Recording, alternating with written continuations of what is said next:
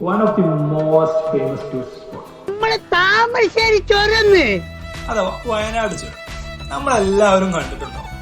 എന്നാൽ ചുരം ടോപ്പില് ഒരു ചെയിൻ ട്രീ ഉണ്ട്.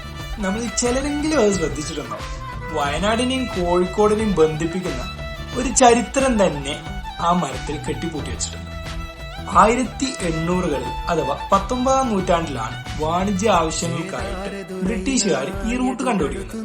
വയനാട്ടിലുള്ള സുഗന്ധവ്യഞ്ജനങ്ങളും കാര്യങ്ങളെല്ലാം കോഴിക്കോട് പോർട്ടിലേക്ക് എത്തിക്കാൻ വേണ്ടിയിട്ട്.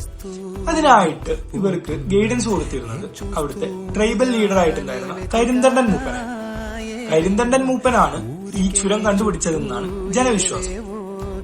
അതിനുശേഷം അദ്ദേഹത്തെ കൊല്ലുകയും ആത്മശാന്തിക്ക് വേണ്ടി ചുരത്തിന് മുകളിലുള്ള ആ മരത്തിൽ ചെയിൻ വെച്ച് ബന്ധിപ്പിക്കുകയും ചെയ്തു എന്നാണ് പഴംപുരാണം. അപ്പോൾ വയനാട് വരുന്നവര് മറക്കാതെ വിസിറ്റ് ചെയ്യേണ്ട ഒരു സ്പോട്ട് കൂടിയാണ് ഈ ചെയിൻ ട്രീ എന്ന് പറയുന്നത്.